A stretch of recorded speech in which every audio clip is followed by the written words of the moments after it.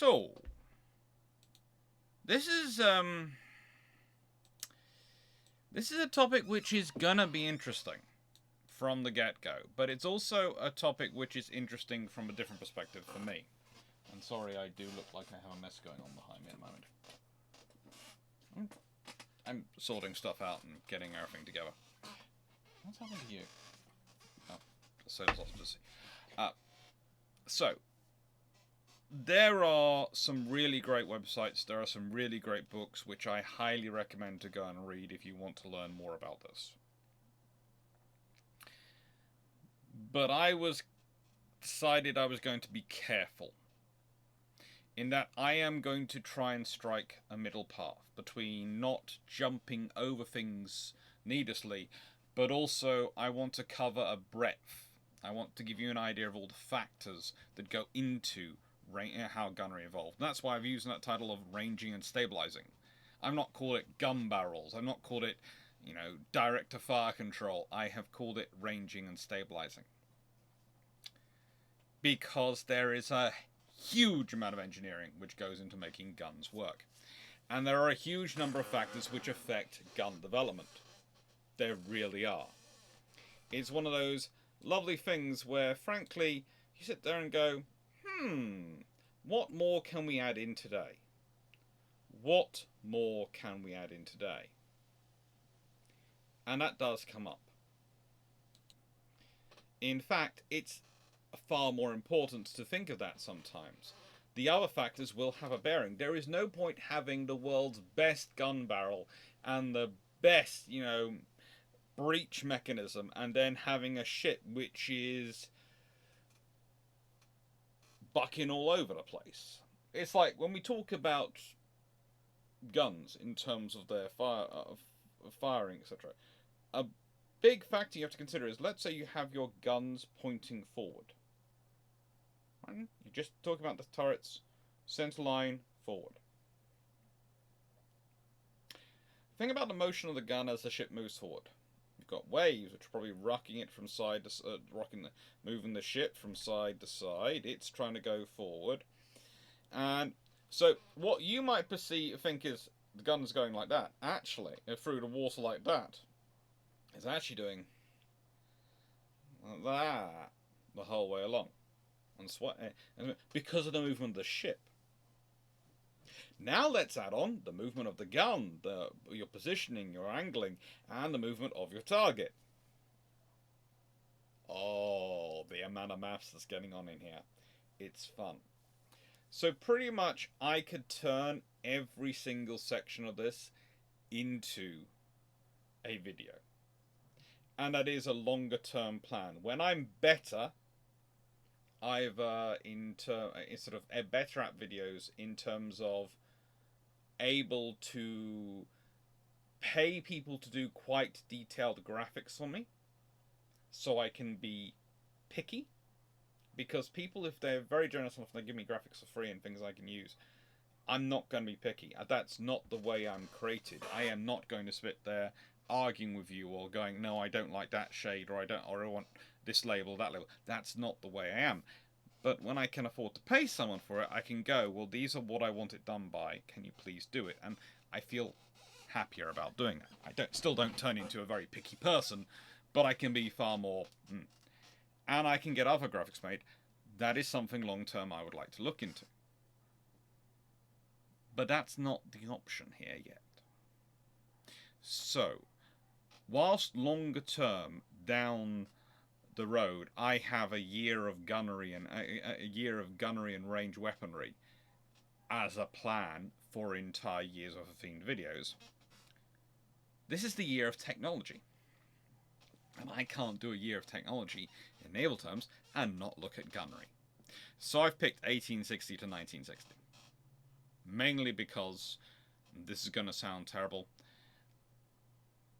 I want to have fully digested a large portion of Kate Jameson's PhD thesis before I do anything about stuff before 1860, because I'm fairly sure if anything's going to revolutionize our understanding of that, it's her PhD thesis. So please watch her Twitter and social media feeds for updates on that, That'll give you an idea of when I'm going to be doing the year of gunnery. There is no point in me doing a year of gunnery until I can have PhD's done, it's through, she's defended it, and I can have her on the channel and I can have a full discussion about that stuff.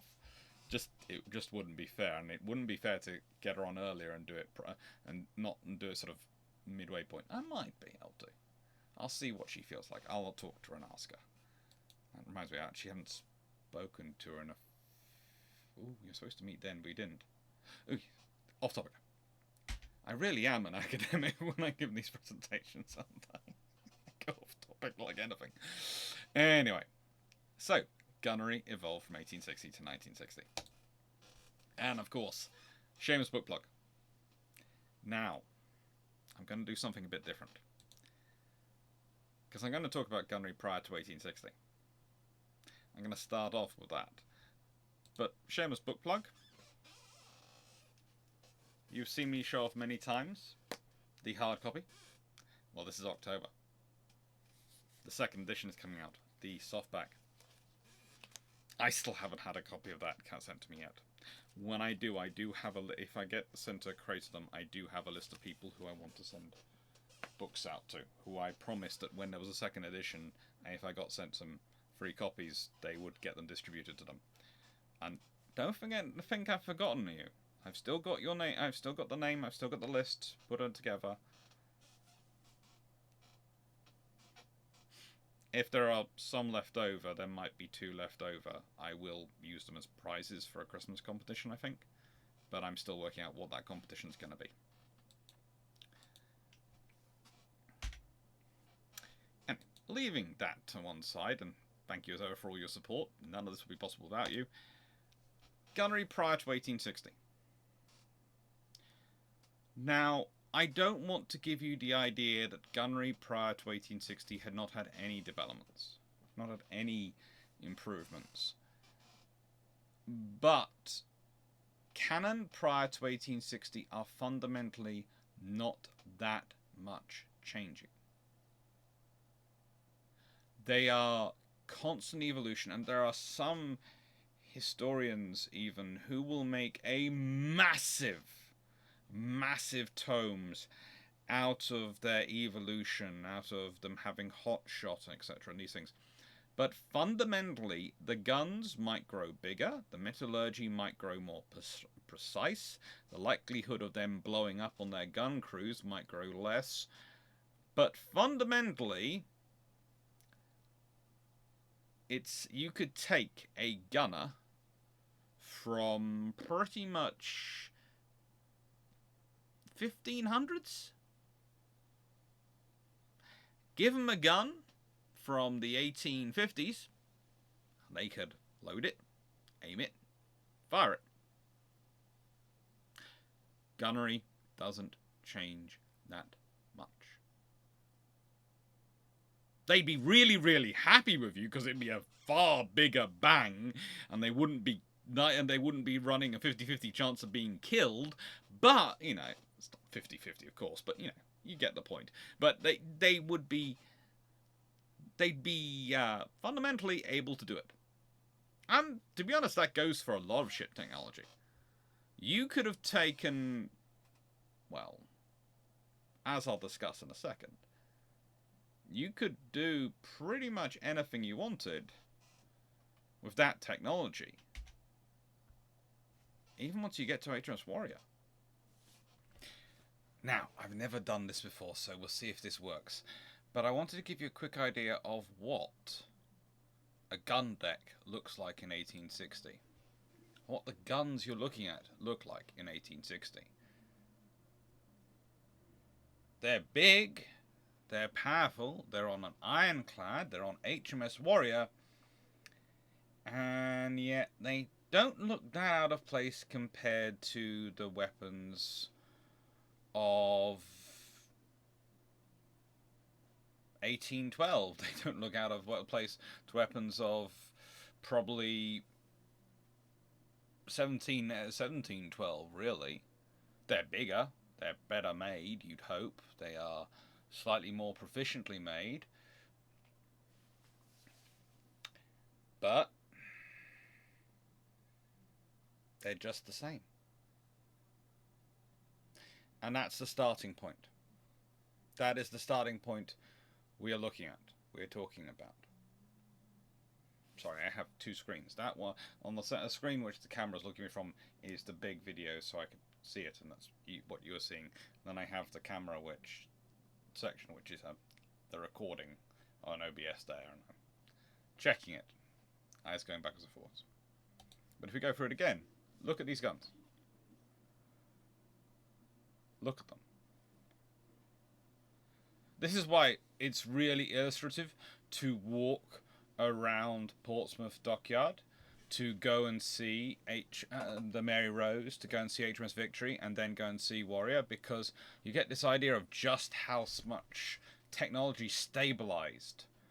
Everything was incremental improvements over what had already been done, over what had already come. And it was getting better and better, and it really was getting better and better. But it's not a massive improvement. There's not technology in this space that Nelson or Drake would not have been familiar with. Not really. So, if that's the case, what does HMS Warrior really represent? She's got steam engines, she's got armour in terms of teak and iron. But her gunnery's basically the same. The guns are slightly improved. Again, please note they are slightly improved. But a lot of the things we associate with what creates the real gun age in terms of naval firepower, there is a reason we do not call the age of sail the age of cannon. Because sail defines it. But honestly, if we are looking at the period from 1860 onwards, very quickly, the guns are what start to define it. What are the guns in? Are the guns in a turret? Are they casemated? Do you have an all-big gun armament, or do you have a multi-tiered gun armament? Where are your turrets? Do you have wing turrets, centerline turrets? Director fire control, radar fire control. What do you have to do with your guns? The guns become the defining characteristic of the ships. And there is a reason for this. There is a very simple reason for this, because it's at this moment, once you have Warrior, that you start to have the race and offset between that triangle of armour, speed and firepower. In the age of sail, a ship's speed is defined by how much wind a crew is able to eke out of their sails, how much wind they are able to capture, and energy from that wind they are able to convert into movement. Warrior, from that point onwards, engines are now reliable enough, broadly speaking, that no longer does the skill of the crew have as much an effect on the factor into the speed, although it still has an effect. Trust me, a good engineer can get a lot more out of engines than a bad engineer can. And suddenly, not all guns are created equal, because pretty much any gun you carry, yeah, okay, it's a small one, smaller ones on frigates than on fifth rates, than some of the guns which are carried on third and second and first rates. But again, they carry, broadly speaking, the same cannon, and a smaller ship's gun, can still damage a larger ship. Whereas if you think about it, if you're carrying certain cannon and you come up against HMS Warrior in 1860, you might as well be spitting at the ship for all the damage you'll do. For all the damage you will honestly do with that gun, you might as well be spitting at her. So now she's got armor, she's got speed, and her cannon, whilst they might not be that different, they are the biggest and the best the British can put in them at the time.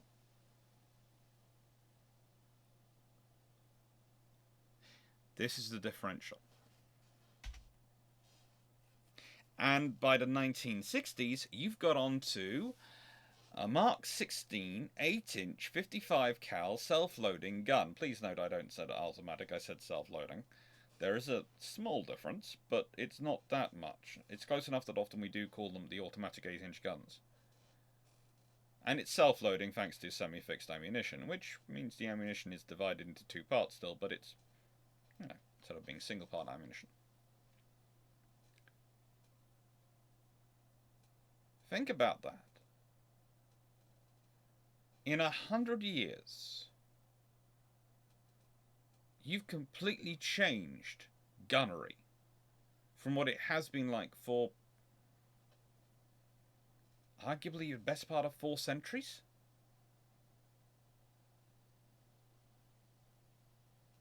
In less than 100 years, you've gone from broadside cannons, which dominated the world for centuries, to trainable guns which can angle in their fire, which can fire various types of shells, which can achieve a humongous rate of fire with barely any human involvement. There's no humans hefting those guns. There's no maneuvering them with rope.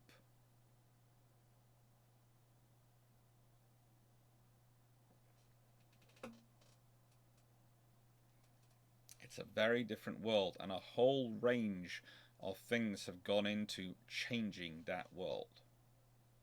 A whole range of things. How do we get from them?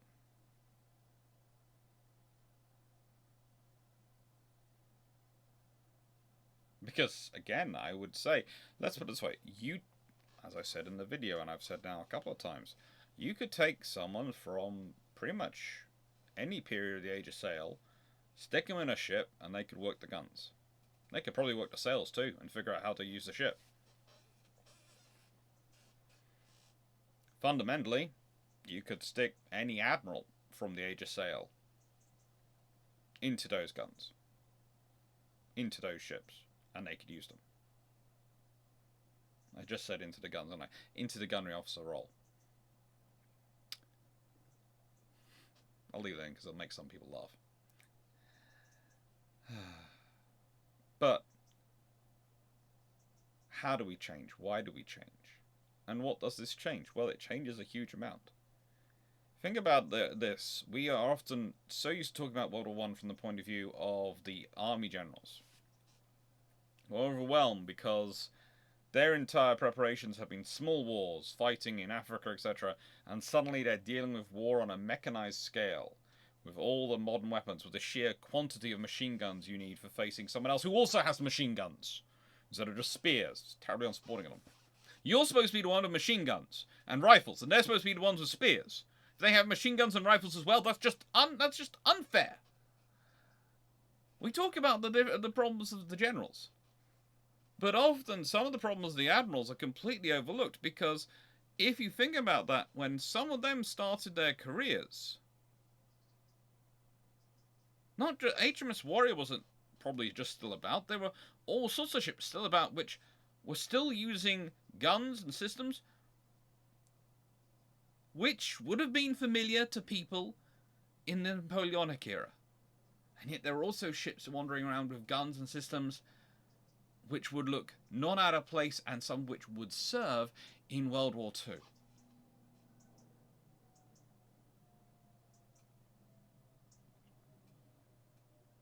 That is a huge span of technology to get your mind around. You have to be a very special type of person to be able to deal with that pace of technology. One of the interesting things that, if we consider our modern world, is weeded out a lot of people in the tech industry and in medicine, and in a lot of these high-paced industries, is the willingness to keep learning and keep learning new things, because the revolutions keep coming in, the new technologies. Well, if you think about the pace of technological revolution we've been dealing with in terms of information technology, computers, and medicines in the last 20, 30 years. If you then look at gunnery development and the science going on and the chemistry especially going on in gunnery development in the period leading up to and during World War One, it's not so dissimilar.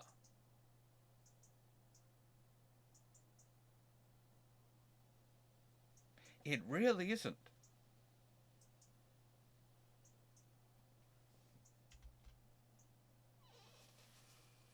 And let's start off with the first thing, gun barrel design.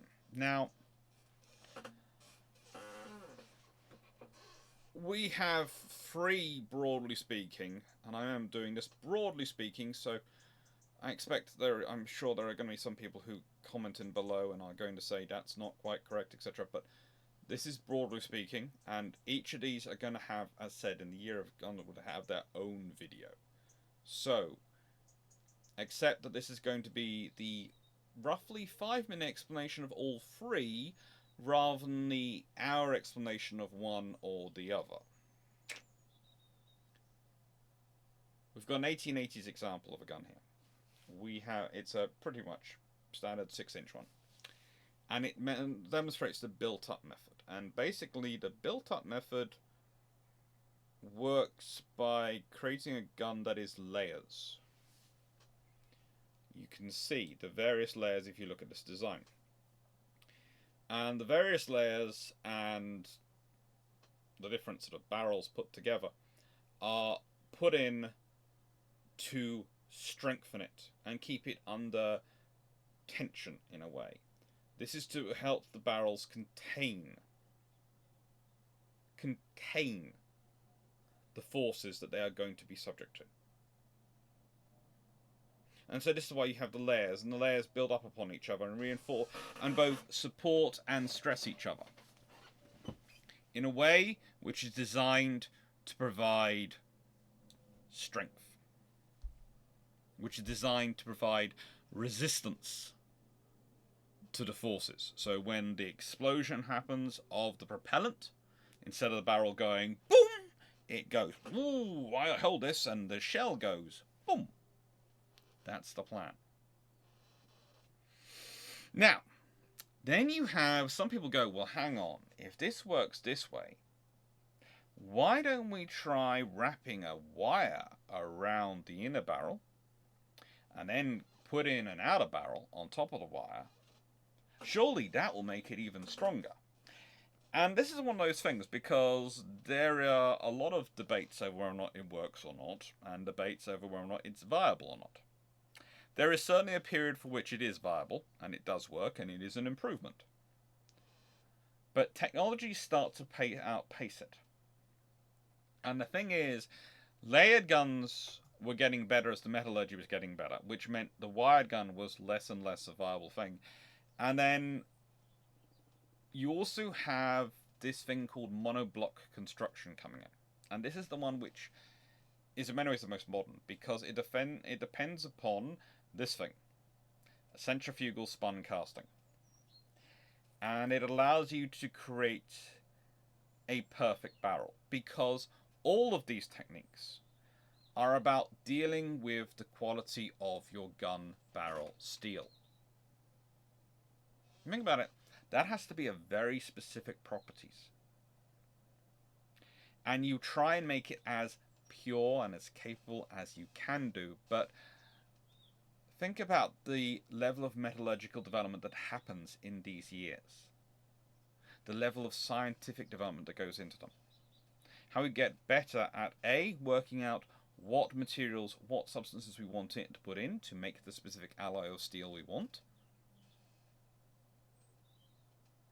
What those substances bring in terms of properties, but also the purity. The casting methodology. All these things are built up. So, gun barrel built up method of construction, gun barrel construction, is the beginning. And it's a really cool system where all the different layers are called hoops. And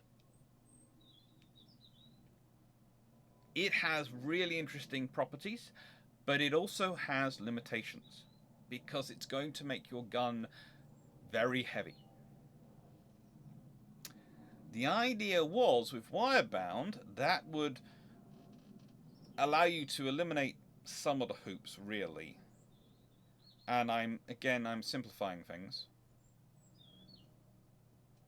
But would allow you to still maintain the strength. And hopefully the theory was it could make it lighter, which can allow you to make the barrel longer, which can allow you to increase the range. Because again, the longer the barrel, the more of the energy you can get out of the explosive material.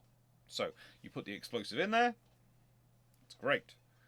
But you want to get as much energy out of it as possible. If you have a short barrel, you don't have much space to get that energy. If you have a longer barrel, you have more space. But you also need more explosive, because otherwise you don't want it to run out of energy halfway through the barrel. That did happen. That can cause all sorts of fun issues, including, theoretically, the shell to come back down. We don't want to go there. That's just not a fun thing for it to happen to anyone. But this is the point, basically. All of this is about getting the best barrel. And the best barrel is theoretically the longest barrel. But there is also a problem in terms of your casting techniques, etc., and the quality of steel, in how many times they can take being fired, i.e. barrel life. All of that has a factor and has something you have to consider. So a longer barrel, you're going to need to use a more explosive, which is probably going to wear it more propellant, explosive propellant, which is going to wear it more, probably because of the forces involved. There's always a chance you manage to make a material which doesn't wear more, but, that's why I'm using the probably. This is all well and good, but your longer barrel's going to wear more, which means it needs to be probably replaced more often. So maybe a shorter barrel is better for you. Well, it depends what you need it to do. Either way, if we're going with roughly the British pattern, they go this, this, this. Other nations manage to jump pretty much from built up to monoblock. They stay with monoblock longer. They stay with built up longer, and then they move to monoblock. Honestly, most manufacturers at some point experiment with all three. And sometimes they're still experimenting with them in periods when you really think they wouldn't be. It's a lot of technological build-up, and it's things we don't think about. You wouldn't necessarily think, well, hang on, it's the developments in casting techniques which are going to improve my barrel, which are going to allow me to do more of my guns. Then this is the point I try and make with technology. A lot of technological development and a lot of the things when we are doing alternate histories or etc. A lot of technology is interrelated, and developments you might not necessarily even think about will have masses of impact. Because again, what does this casting also have an effect on? What does centrifugal spun casting also have an effect on? It also has an effect on some of the pistons and some of the systems being looked at for engines and for other things. Now, it's not necessarily used, but the technology has spin-offs. And then we have propellants. Oh, we have propellants. Now, of course, as guns grow, things change. Now, as propellants develop and are developed to deal with the expansion of your gun barrels, there are other problems that start to factor in. 1. Your guns are getting bigger. They take up more space. 2. Because they take up more space and they are heavier, you carry less of them. free. This means you want those guns, fewer guns you have, to be more likely to hit your target, preferably at longer and longer ranges. 4. This means a propellant has to be less smoky, because if it's creating a massive amount of smoke, it's going to more likely obscure your view than it is your enemy's view. Please note, let's consider this. If you play Ultimate Admirals or any game like that, you have World of Warships again. You can make smoke as a ship. What your opponents tend to do, if they're sensible, is fire into that smoke. They might not hit you, but they might hit you. They can fire into the smoke. But you might not be able to fire out of them, because if to fire out of them, you have to be able to see through your own smoke. Now, the thing is, if you're creating a lot of smoke, therefore, from your guns, the things they are most likely to block is your own ability to view your enemy. Because if you consider a smoke if you're standing here and there is smoke here, that's going to block your view. But if you are one over here, I'm going to do this person here, and the smoke is here, you can see all the space sort of around it. I should use my head or something, shouldn't I? You can see a far wider area. So propellants become more and more important. They also become more and more something of competition and decision, because some propellants, they make less smoke, but they give you more range, but maybe less accuracy, because they introduce some sort of variance into it. And when I say variance, this can sound strange, but some explosives do literally introduce more variance into shell dispersion. And shell dispersion becomes to matter more, again, as your guns go down. Because shell dispersion is basically another phrase of talking about the accuracy of your firing. Because the whole point of firing your gun is to try and hit your enemy. Now, if you can think you can fire one shell and guarantee a hit, you don't need to carry a lot of guns. The whole reason you carried a lot of guns as an Age of Sail ship was because you were going to be firing at relatively close range, and your main task was to take out the enemy ship and prevent them firing back to you as quickly as possible. So you needed to overwhelm the fire. If you're planning on engaging your opponent at range, how quickly can they fire back? You want to be able, if you can guarantee hitting them with a massive shell every time you fire, do you need 1 gun, 2 guns, 3 guns? How many shells do you need, in considering the size of shells you're going to be firing and the size of the range you're going to fire at, to guarantee taking them out quickly? The more guns you carry, the more propellant you need.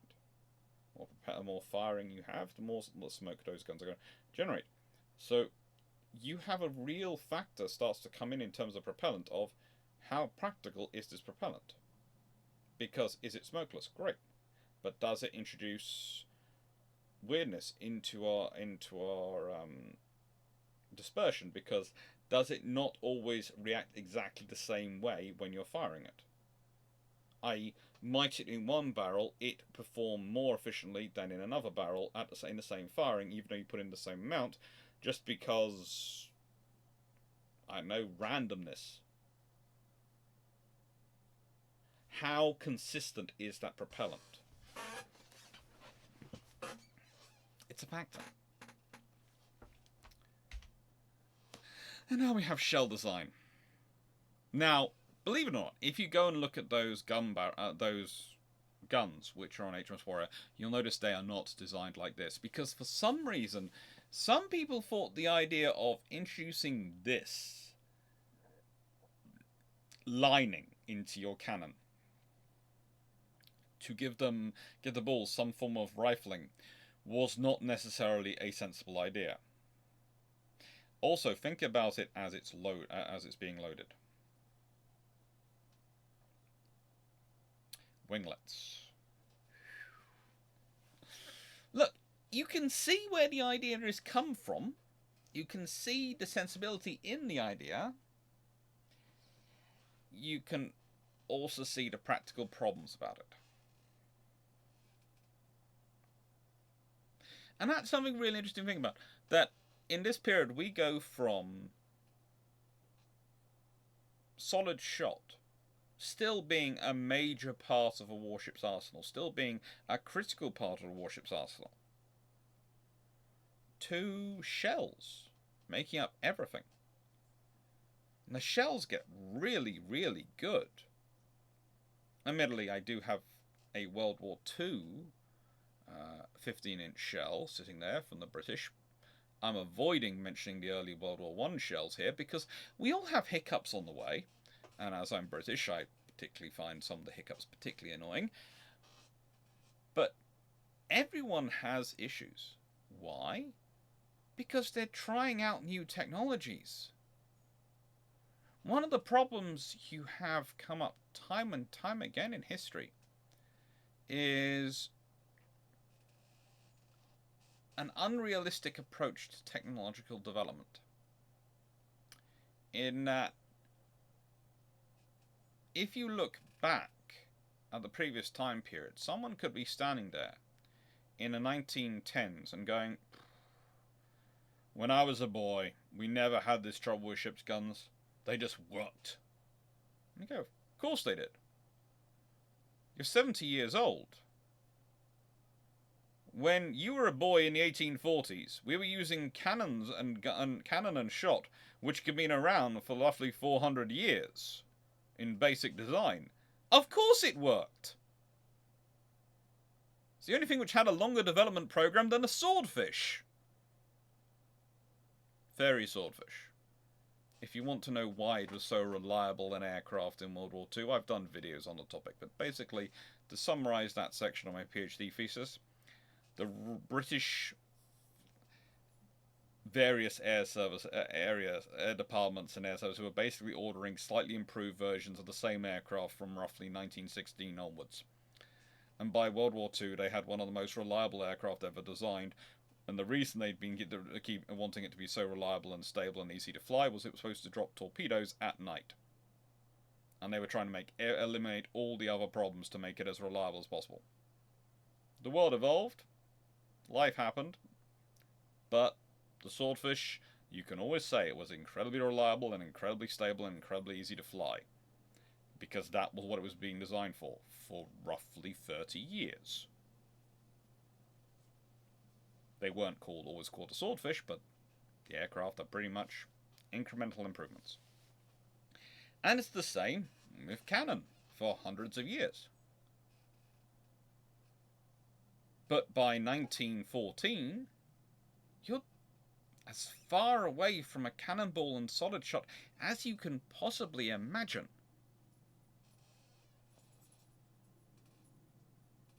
You've now got fuses. You've got layers. You've got the guns built up, the shells built up. Everything is different layers and developed. Now, if we consider, and please note, I'm going to get an assistant out to help this one. Not the other assistant in here. This assistant. A shell. Think about my iron brew bottle here. This would make a terrible shell. It's shaping. You could say that was a fuse and, all these things, but it's really not a good shell to fire. It's really not going to give you the right aerodynamic performance. And this is something which had never been considered really before. When you think about the modern development of aerodynamics, we think about the development of aircraft. But it was going on before you got to aircraft. Before we were even managing to achieve powered flight, we were talking about aerodynamics. Long before, in a way, because the first shells, they started off as basically casings attached to a cannonball. You could argue, not that different. But very quickly, it's decided that actually that's not the best. And I know we have the modern joke with rockets, making it more pointy on the end, but that doesn't necessarily help. Not with a shell. Not with what you want the shell to do. Or handling the shell. Having a thin point at the end, something which could be broken, chipped, damaged, blunted. Well, that can introduce a differential. Whereas a rounded end, very quickly is found, more likely to stay like a rounded end, less likely to get damaged in the movement, etc. And so it's going to provide you with more consistency. And consistency is important when you are firing. One of the overwhelming priorities when you're performing gunnery, when you are firing guns, is consistency. So you can plan for what those guns are going to do. The other advantage of a rounded end, less likely to get caught if the shell sort of wobbles a bit in the barrel, less likely for a rounded end to get caught in the rifling.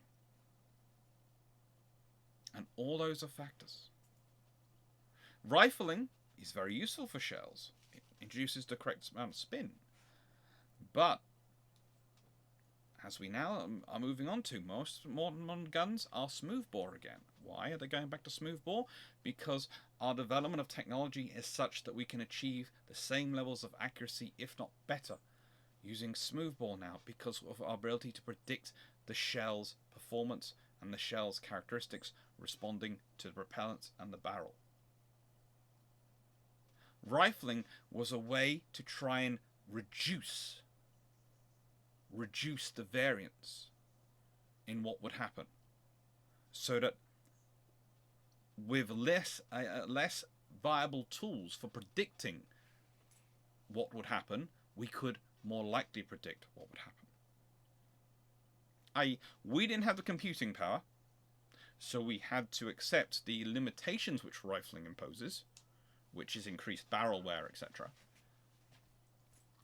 For the advantages, it introduced a layer of control and predictability in the firing, in the accuracy.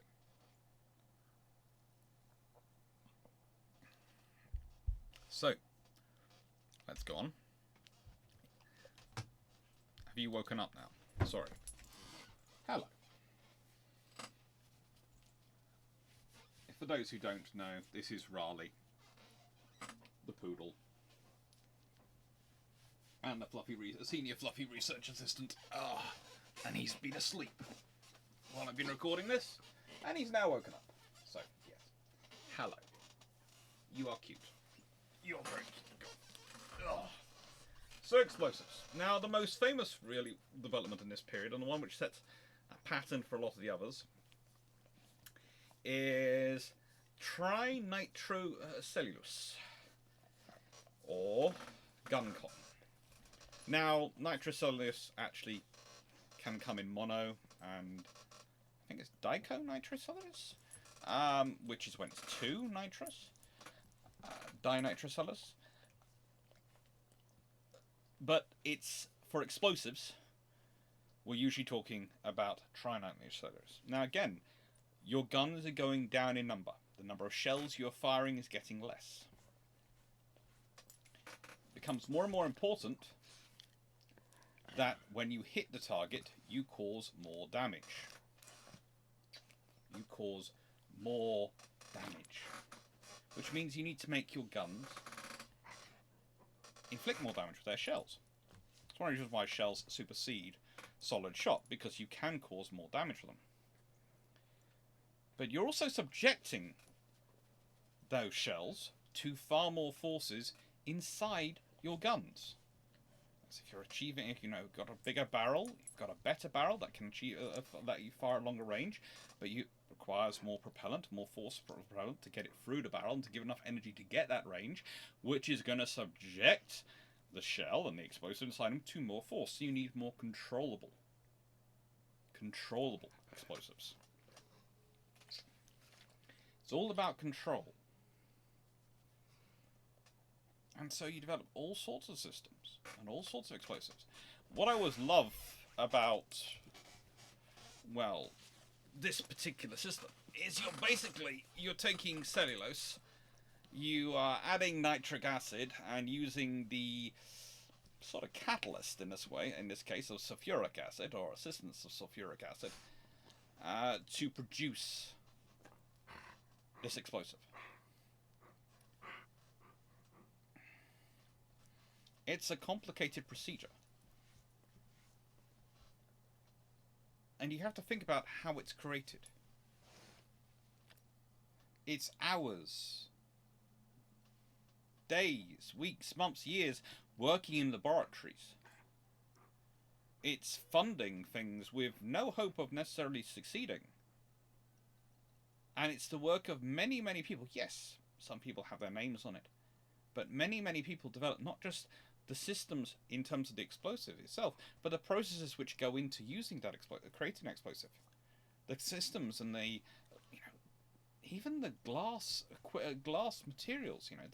You see them in chemistry. So when you're talking about a chemistry lab, you're talking about all those pieces of glass, all the different glassware in the lab equipment. That stuff has to be developed. Flasks, etc., beakers, the way that they're shaped, etc., doesn't just come about from nowhere. And yes, I know we can point out some conical vases go back quite a long way, and we can see them in some early examples, perhaps in Venetian paintings and descriptions, etc., things.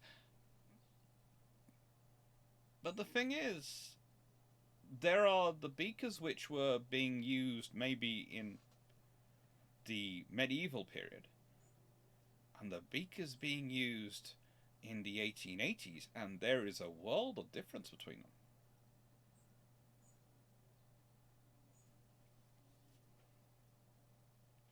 And all of this is a factor in development.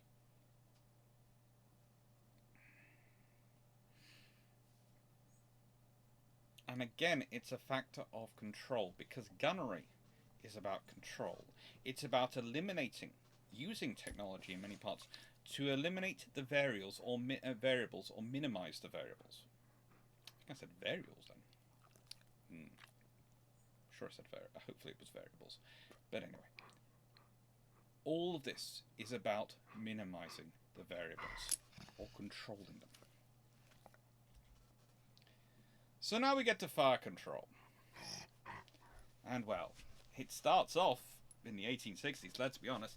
It's peering through a gun port and going, "Do I see the enemy? If so, fire!" And by the 1960s, you're looking at planned position indicators, like this thing, not the snout, the thing, the little diagram at the bottom of the slide. The snout is spotted as a squirrel, by the way. And you are watching, identifying targets beyond visual range from their action, from their activity. You're trying to work out what's a genuine target, what's a potential target, and hoping you make the right choice. It moves from being a very singular mental calculation to being slowly being something which has more people helping, to having full groups of teams of people involved, being directed, but all working towards the common goal, to having electronic assistance which both reduce the number of people but also require more from the people involved. Because the trouble is, when you look at this system, you're sitting there going, well, are they all targets? Are they echoes of targets? Are they real targets? What are they? You need to be someone who's quite well versed in reading that screen to know that. You need to be a very decent specialist. You need to understand that not just the targets, what you're looking at, you need to understand the technology you're using. Think about the crew here in terms of fire control. If you turn around to the gun captain as the gunnery officer and go, "Yeah, we need to aim a bit lower," they're going to be adding in a piece of wood and maybe hitting of a mallet to elevate or depress the gun.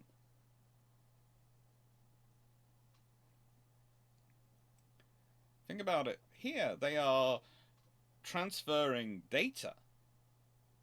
And that is what you're capturing, whether it's by this system or by this. Visually acquired data, you are programming into a fire control computer, which is usually called a firing table, which is a form of mechanical computer. And as you put in the data, it factors in all the other information from, it gets from various sources of the ship and various other bits of data you are putting in to give you a firing solution, i.e. where you should aim your guns, to fire and hopefully hit where you think the enemy is going to be when the shells hit.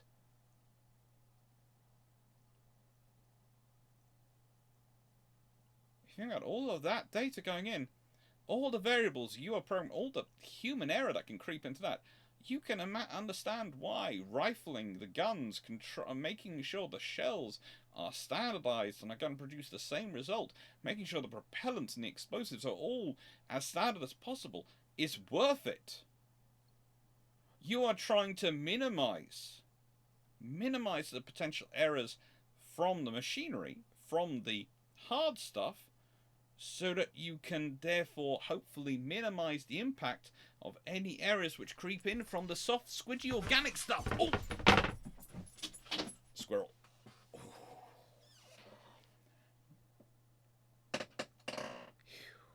Luckily, just the stomach.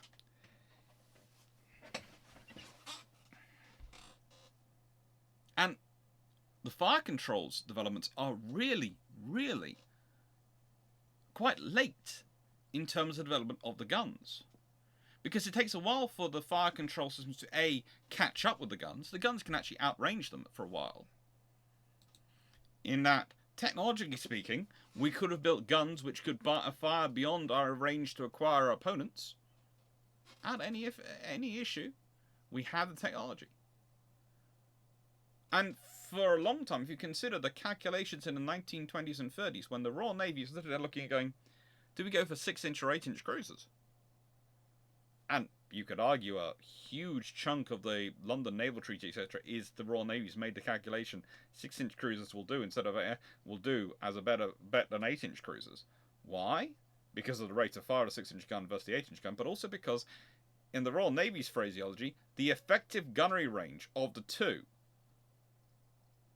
is about the same. In that, whilst the 8-inch gun has a theoretically longer range, by the time you get to a distance at which you're accurately engaging your target with the systems that are the fire control you have available, the 6-inch gun is in the same range as the 8-inch gun, and the 6-inch gun is going to fire a lot more shells a lot more quickly.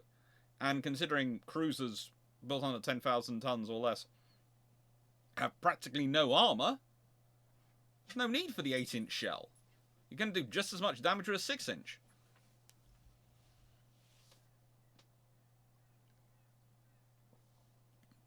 Especially with the volume of 6-inch you're probably going to hit them with.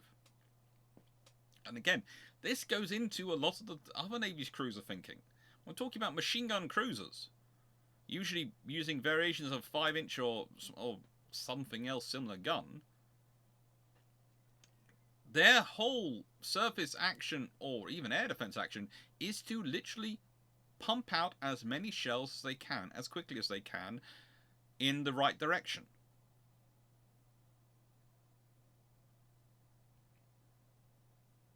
It works.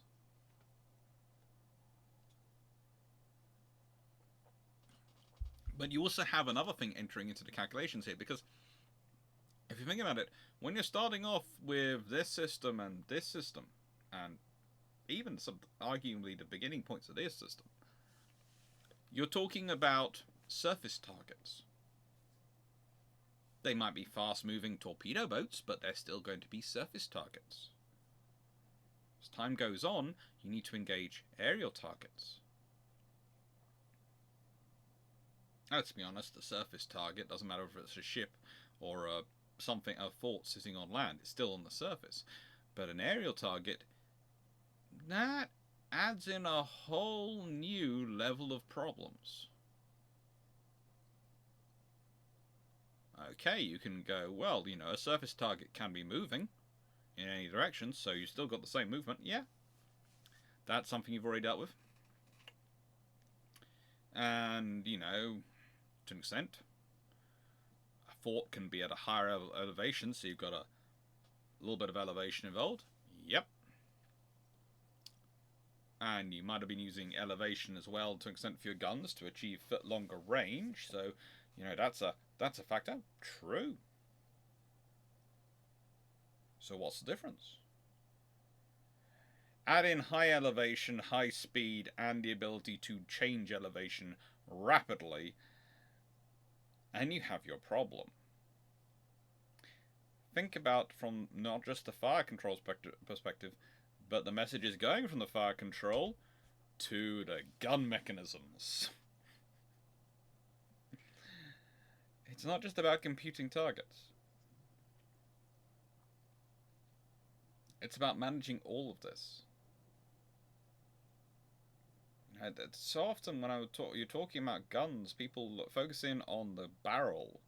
Occasionally they start talking about the breech.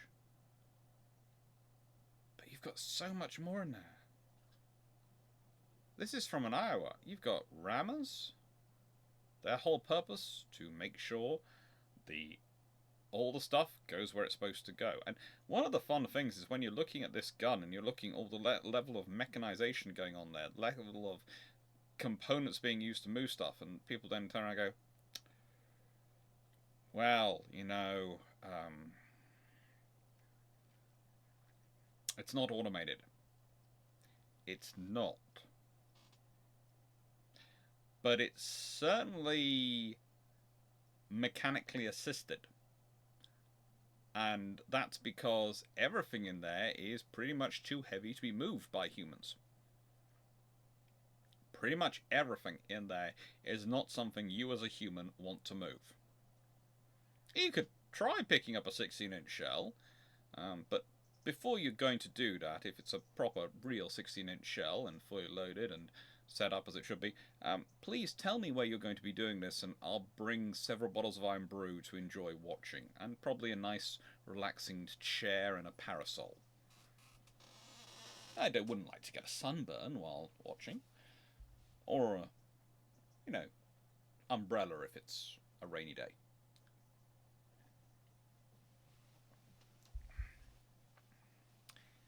So this is what you've got going on inside the turret. You've also got this stuff to be developed. Again, think about it. We're talking about in the 1860s. None of this stuff really exists. They've got ideas about things, but all this stuff has to be developed. The rollers that the turret's on have to be developed. The fact that the turret mechanism takes place in a cage which comes down below the turret, hence a between deck system, has to be developed. All the ideas about how you're going to get everything to work together has to be developed. Think of all the crew positions which do not exist in the period of the 1860s that exist when this is in service.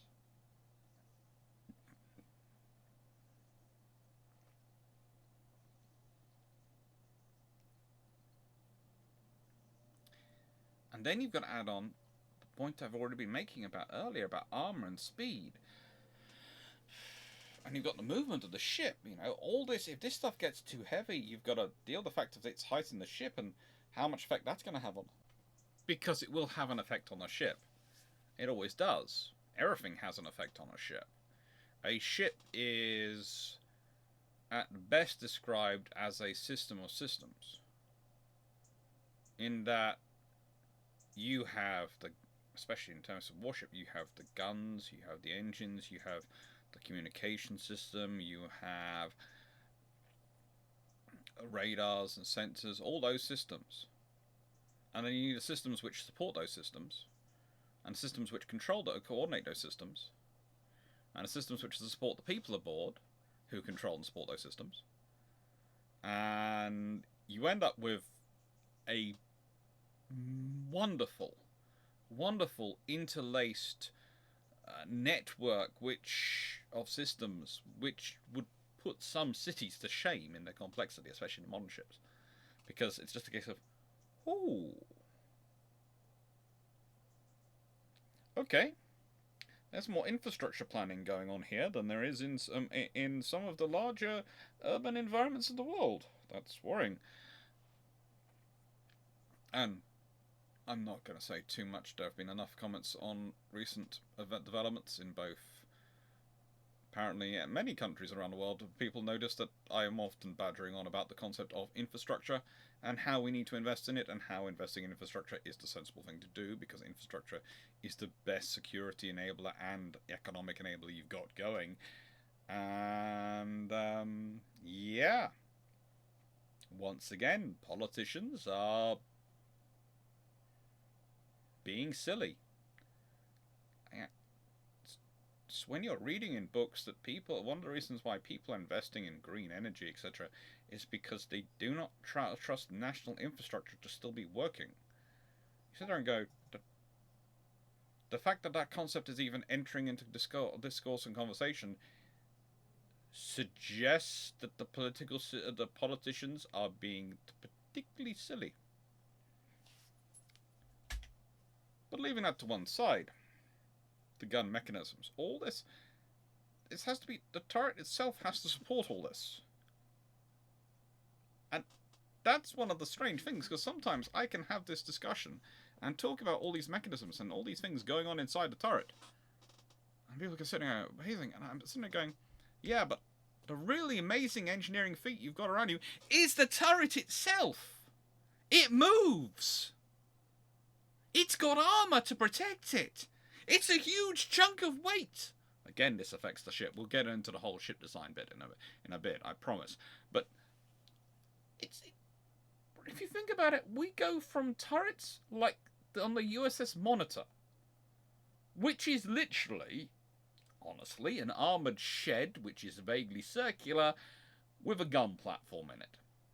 And it all goes around on that platform mechanism. To this. This is the King George V guns. Quad. Massive guns. Massive system. You think about the weight of moving that system. You can see this turret being assembled here. It's not being assembled inside the ship. It's going to be moved from the assembly hall where it's being created, and placed into the ship. Imagine the crane you have to use for that.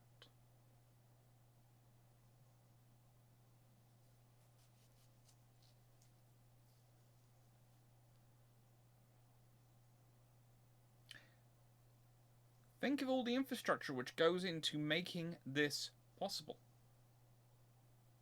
This is one of the reasons why things take time, but also think about how quickly this changes. All this stuff grows up and then it disappears again. The world changes.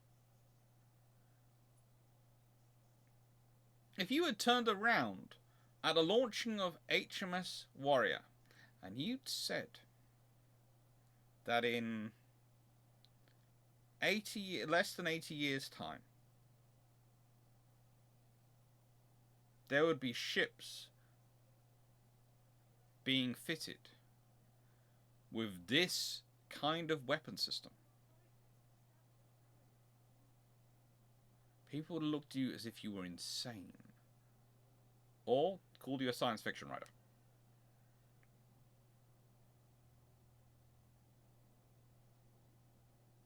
Think about that. These guns, something we don't think about is the range of movement of the turrets, the basket underneath, how it interfaces with everything. Are they guns? Can they do a full 360? There are some designs which can do full 360s. There are others which do 270-degree movement, arcs of movement. And variations in between. Think about this. It's going to support the guns. Is it going to... Some turrets are designed to support every barrel individually, so everyone can be individually angled. Some designed to be angled as a group. It's going to affect space and weight of the turret and of the gun system.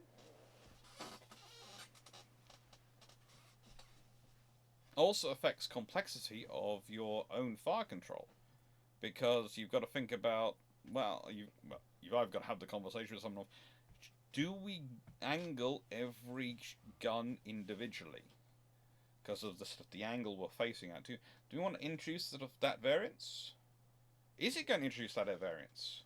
Because if they're on a different mechanisms, those mechanisms might be half a degree out. That at a range of 20, 30, 40, 50,000 yards is going to introduce variance into your spread.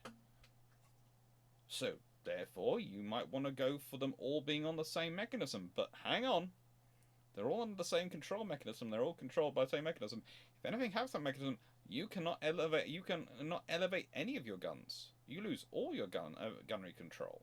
Whereas if they're on individual mechanisms, then if a mechanism goes down, it only affects one gun, one barrel on the entire of the turret. Oof. You could go, right, well, I've got a 4-barrel system, so what I'll do is I'll put 2 on one mechanism and 2 on the other mechanism. Allows me to sort of stand, hopefully keep, it means I only have to adjust for 2 mechanisms across the 4, so I can keep them as close as possible and working as close as possible, and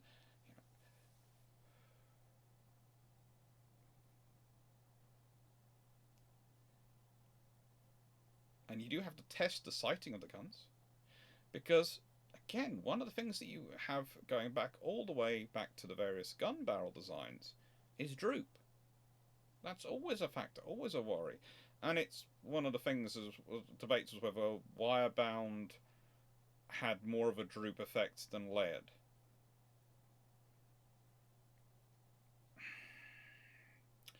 It honestly seems to, from some of the studies I've read, and I will say this from some of the studies I've read because I've not read all the studies.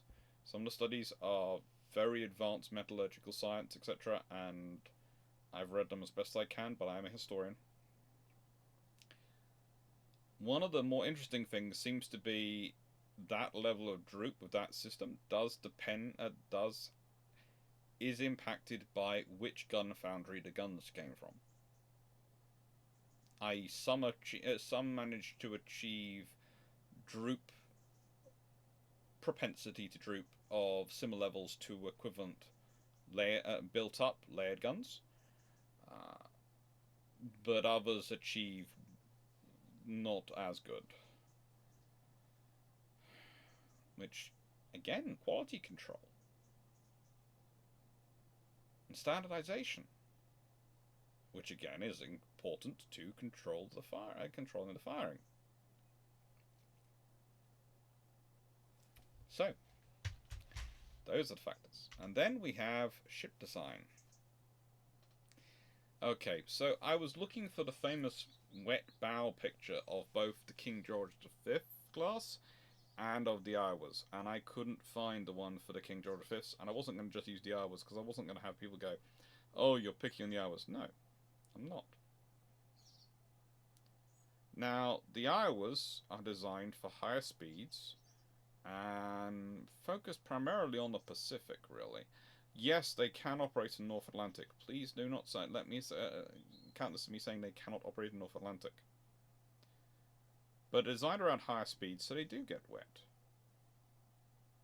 But there's the reason they're the shape they are, to try and choose stability. Because, especially when you look at the King George V's, they are also all about stability.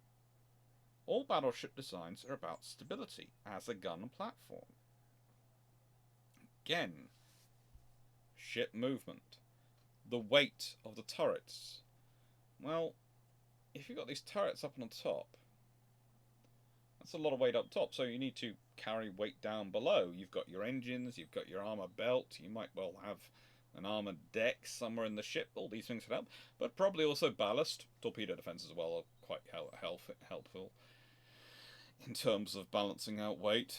There's often discussions with Rodney and Nelson, the 1920s and World War II ships, as to whether or not to reduce and increase speed, they drained the torpedo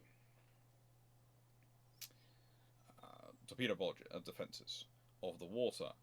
And the problem is you can do that, and possibly they did do it at certain points, but that also means you lose weight lower down in your ship, which affects your center, let's say, your metacentric height, i.e. where the weight balances out as the middle point in your ship. So that can make you less stable and less good as a gun platform. It can also make you a far less pleasant ride in the sea. So you have to think for all these things.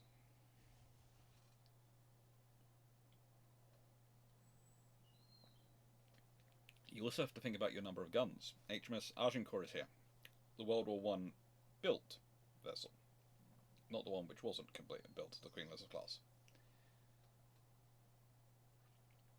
There were actual fears that if she fired her broadside, she would tip herself over, because she would create that much force, that much power, that much energy, that she would tip herself over. Of course she didn't. But they did a few salvo checks to make sure before they took her into combat. And again, that's thanks to the quality of the designers.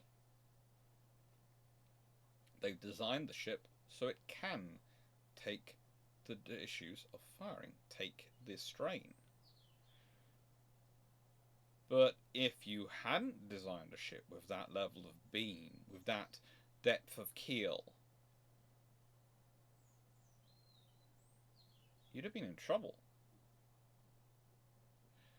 One of the reasons why I don't like wing turrets, there are many, but one of the reasons I don't like wing turrets is because they come at a point where guns are getting increasingly long range and expecting to do long range engagements. But the further you are away from the center point on the ship, the more movement affects you. If you think about it, the finger in the middle is the one which is covering the less distance. It's still going up and down, but it's not varying as much.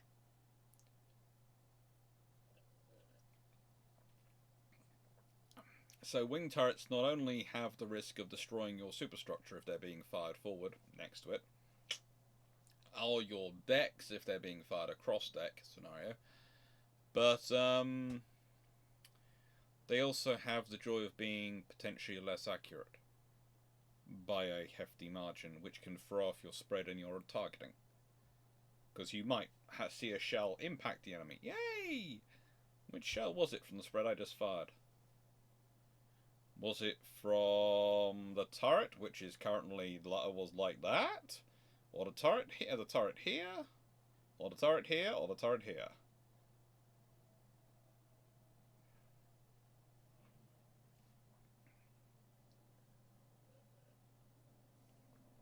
So again, for gunnery, for ranging, for all these things work, you have to start working on how to make a stable platform. But you can make a ship too stable. You make it too stable, you're going to make it very fat. Beam is going to be massive. And that's going to give you a very stable platform, but it's also going to make it very slow at turning. And you're either going to have to make it very, very long, or you're going to have to accept either massive engines to try and get any speed anywhere, which is going to be incredibly fuel inefficient, or it's going to be very slow.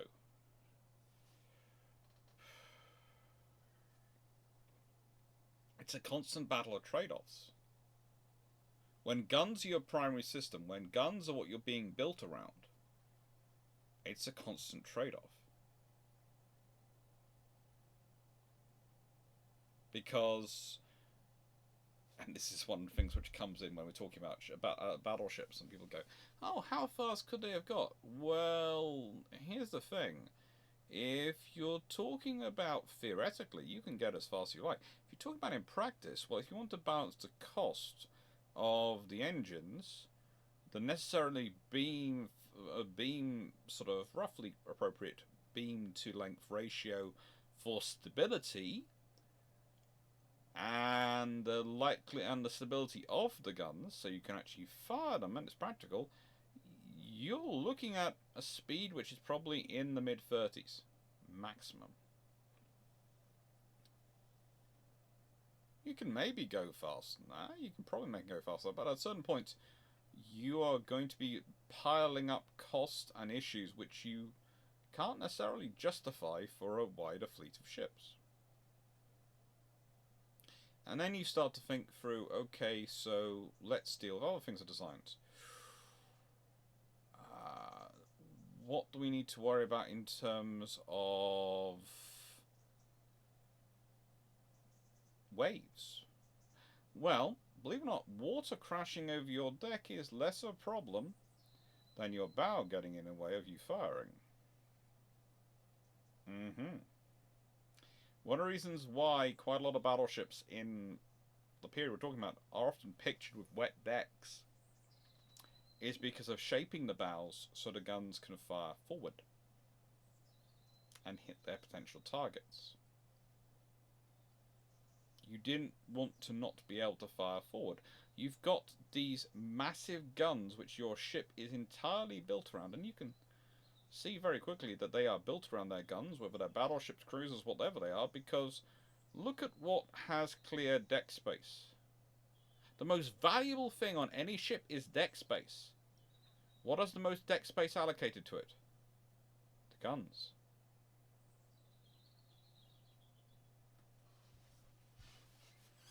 And the reason they allocated that deck space is so they can be used. And so everything else is designed around that. So here we go. We've got HMS Dreadnought. Right in the middle of our period, roughly. The Dreadnought moment. Way! And you look at her and go, well, hang on. She's actually a moment in transition. They're going to an all-big gun ship. They're heading towards direct-to-fire control. They're not there yet, but they're heading there. But she's got wing turrets.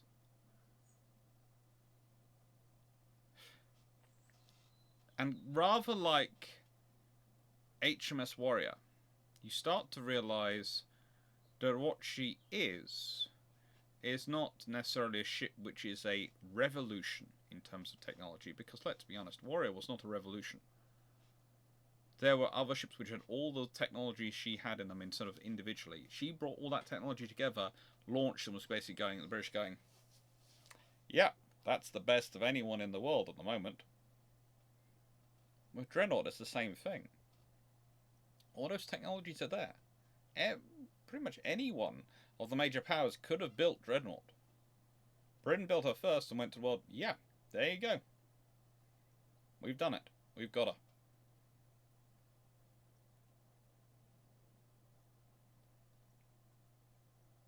But she's also, in a way, a signalling of the next phase of gunnery development.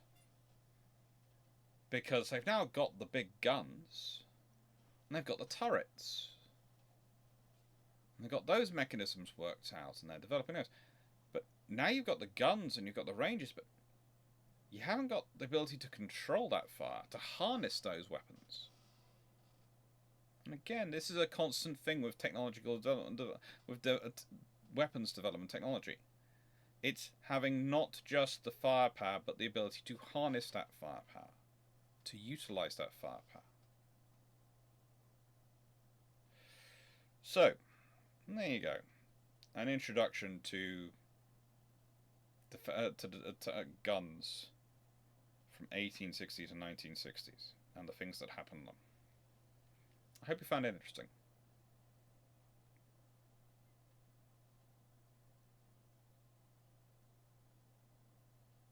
I will say this, I'm a bit worried whether I skipped through the barrels a bit quickly. So I'm going to quickly go back to those. Because monoblock construction, that basically you centrifuge a spun casting, you cast a gun. You produce a hopefully flawless barrel that way. And you can produce in such a way that it tapers as you want it to do. It is even the entire way along. And that's how you produce a very, very pure barrel. If you're considering some of the built-up method and the wire-wound method, part of their reasoning for their construction as style is to get around the flaws in their own, in not only in the metals they're using, in the purities of the metals, and those systems, but also the flaws in their own construction methodology of how they're having to build it up and how they're having to create those things. And again, everything is layers upon layers of development. And it's coming together in this time period because guns are the focus. Guns are the primary system. Everything else is being built around them, but guns are the primary system of action.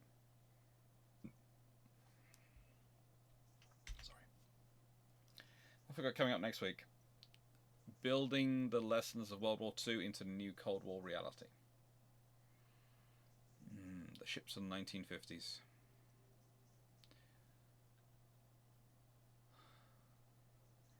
And we have viewer suggestion number 4 coming up on the 31st of October. And I'm looking forward to that, seeing what that viewer suggestion is going to be. We did viewer suggestion on the 29th of August. I forget what that was. I should have updated this. But we have got space for viewer suggestion number 4. So, today's question is going to be viewer's suggestion number 4. What would you like? Please don't make it one of the Gunnery videos, because as I said, I want to do that properly, and for that I also probably need to visit a steel plant and see if I can get some images of casting, etc., especially centrifugal casting, and get some proper video done that. There's a whole sort of list of interesting things. It's one of the things I don't think I will ever run out of topics I would like to do in better detail and go back and revisit and do more of, or topics I would like to do. The joy of being an academic. You're used to the idea of, well, this is a lecture I give this year, it's the best I can do this year.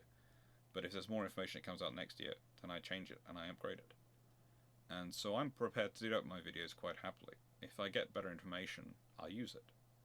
If I get better graphics, I'll use it. And I want to. Thank you very much for watching.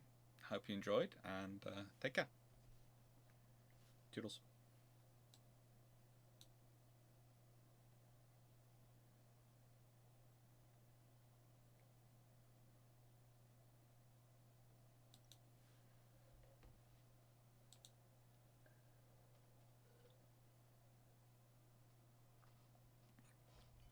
Right, I've got to go cook dinner, haven't we, Fluff? Or shall we order a takeaway? Have we got a voucher? No. We'll cook.